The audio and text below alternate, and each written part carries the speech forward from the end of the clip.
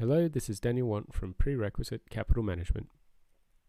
Today we're just going to provide a brief general conditions update, particularly given the deterioration of conditions generally over the last few weeks, and particularly subsequent to our last video that we posted.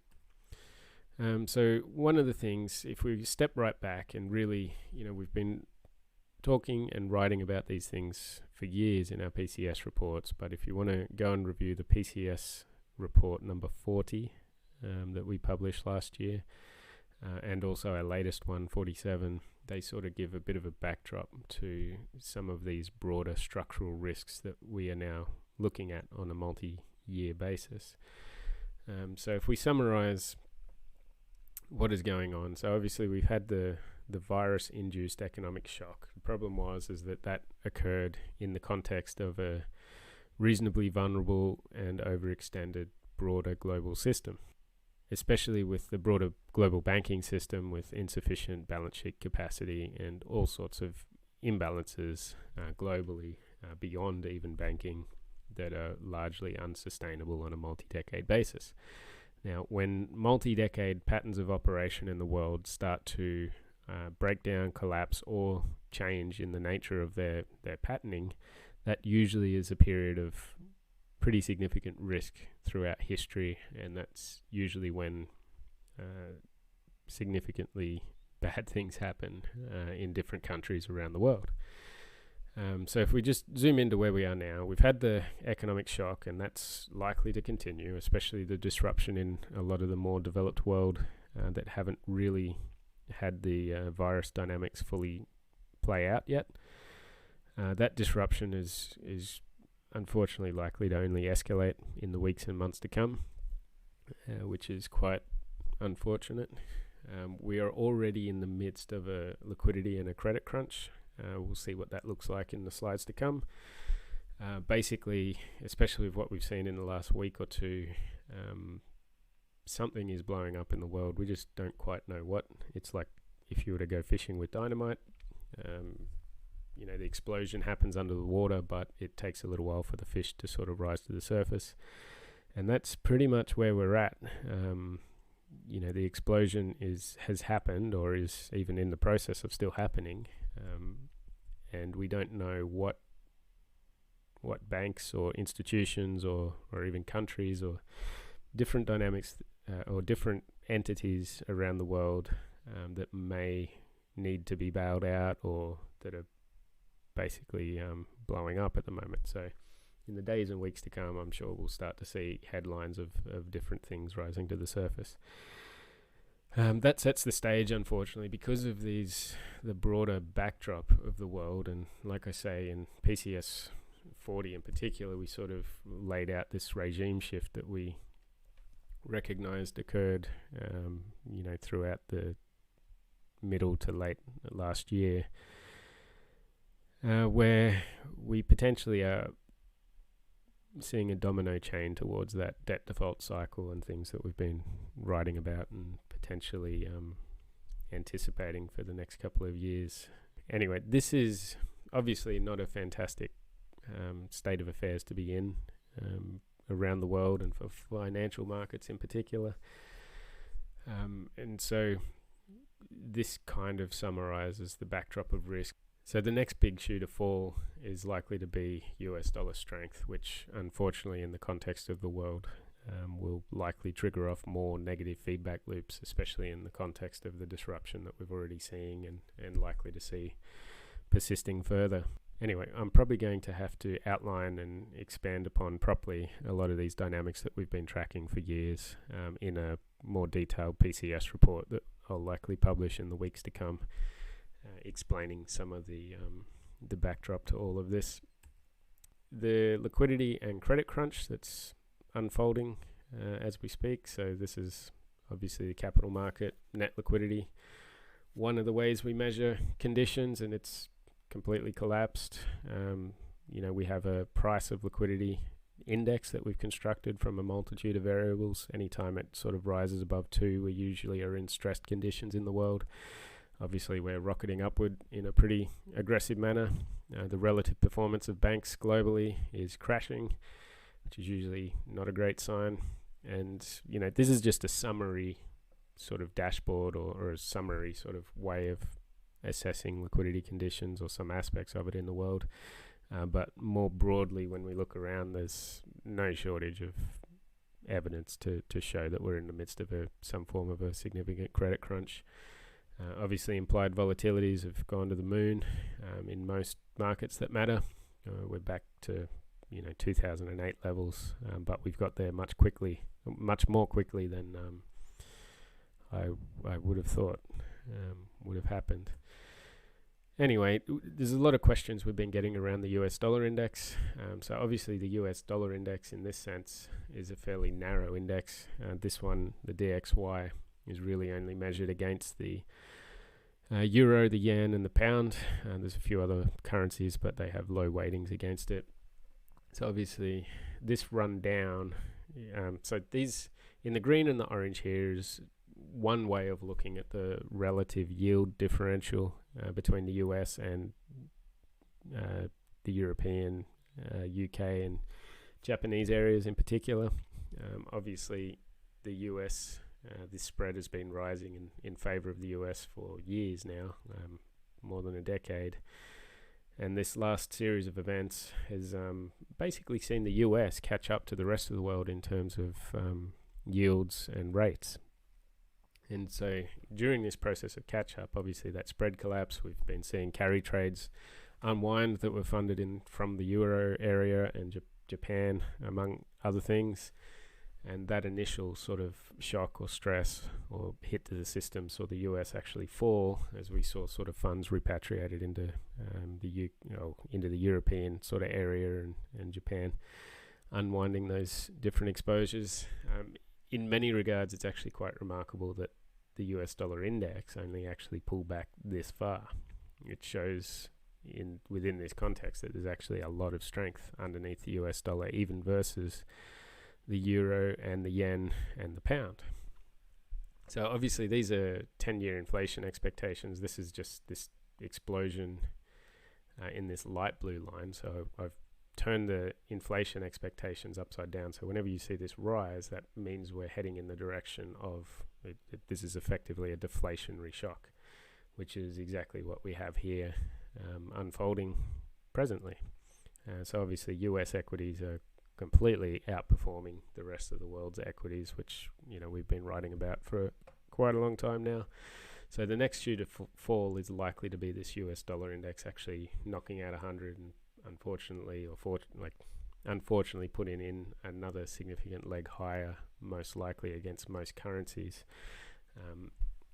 Unfortunately, that will not be good for a world that's already in a fairly stressed condition.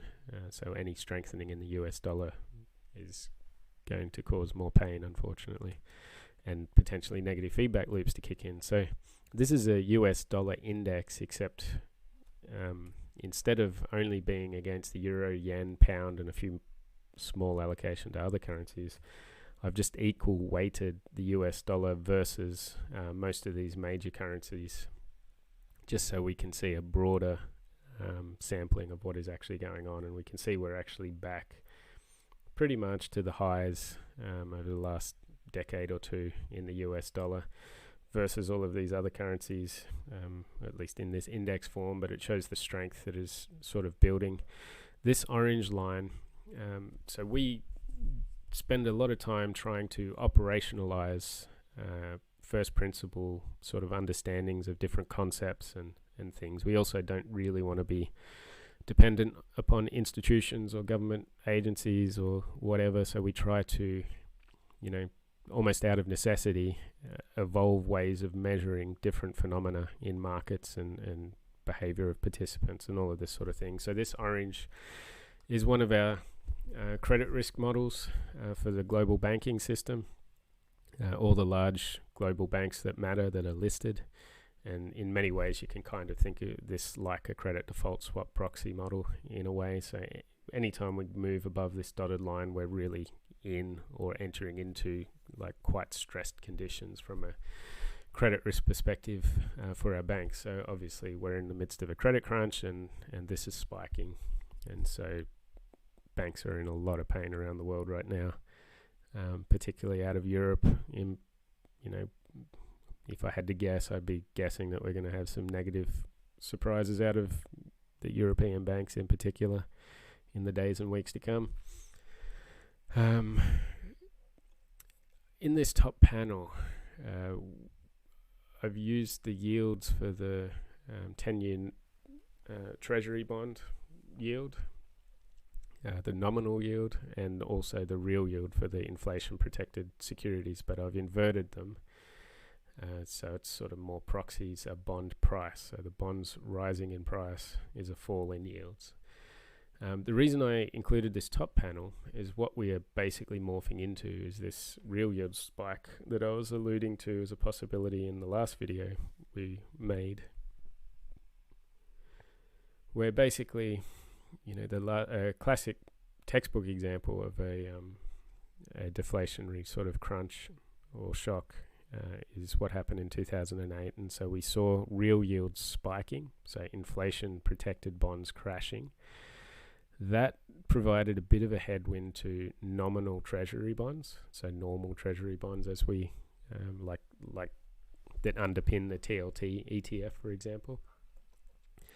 This is at the height of the deflationary shock that was occurring in 2008. And because of that spike in real yields, that kind of provides a bit of a headwind to further upward progression in the nominal treasury bond price. And so, but as soon as this starts to moderate, and we've seen this in history, especially because we basically got real yield proxy models going back for the last 100 years. But if you look at PCS report number 27, we detail a lot of that. When you start to see this real yield spike, which is a deflationary shock, a cash crunch, credit crunch, these real yield spikes pretty much threaten all liability and credit structures in the world. It's a tightening of conditions, tightening of liquidity, or collapse of liquidity, really. And as soon as that starts to moderate in its progress in terms of spiking and the deflationary shock sort of hitting, then you see the sort of second order effect of the nominal prices finally having the lid blown off them, and they really spike into the back end. All throughout here, everyone is scrambling for cash and collateral, and there's a lot of fear typically. And so we're potentially in the early stages of that sort of a dynamic here. And so nominal treasury bond prices are obviously a bit overextended, and while ever we potentially are in this dynamic where real rates could be continuing to spike into a deflationary crunch that we're kind of in, these bond prices, nominal bond prices, will be probably a bit sluggish, possibly a little bit like this. But if we are truly in a credit crunch and in conditions consistent with this sort of progression, then unfortunately it's probably likely that even if we sort of correct and move sideways a little bit in treasury bond prices, that this resolves itself still to higher treasury bond prices from here, or lower nominal yields. So we basically are heading to zero potentially, or even below it through this process for US 10-year bond yields.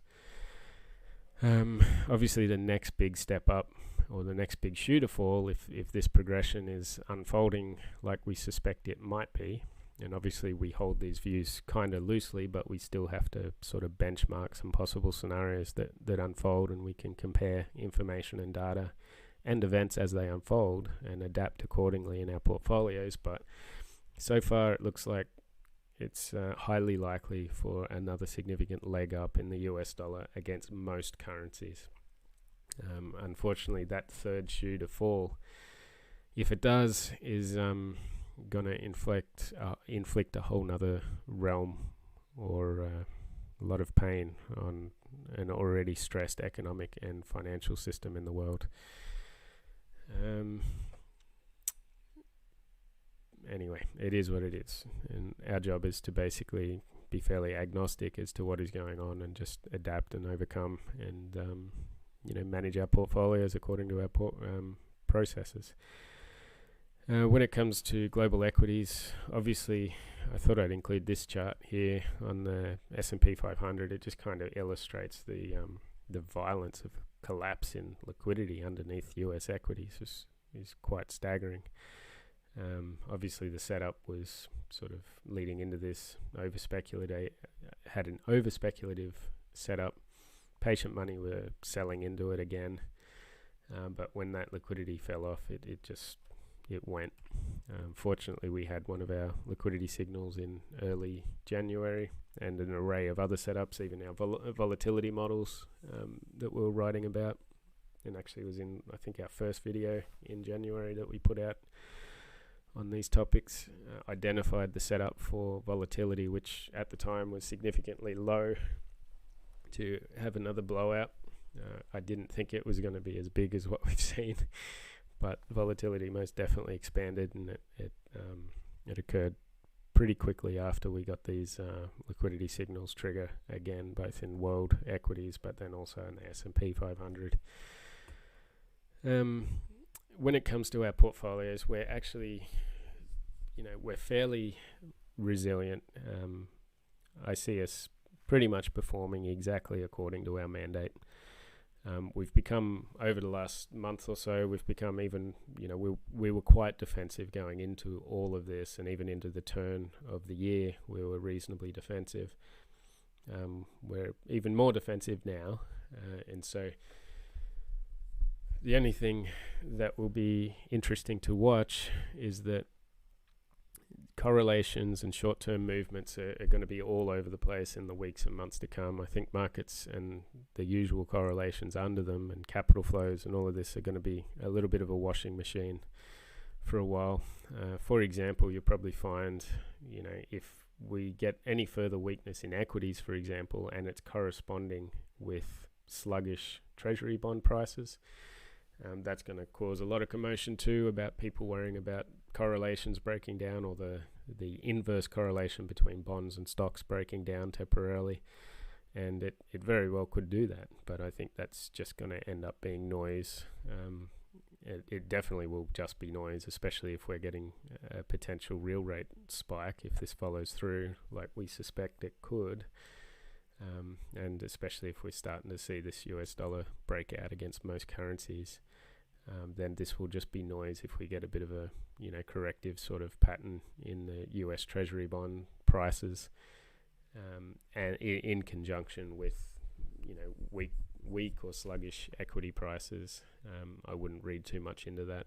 On the other side of this process, it's still highly likely that 10-year bond yields will be much lower, or bond prices much higher, in the months to come, even though they're pretty overstretched at the moment and desperately need to correct to just sort of digest what has just happened.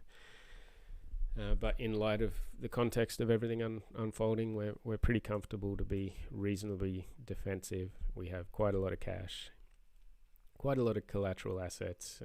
We still have exposure to equities. That's largely on the principle of diversification.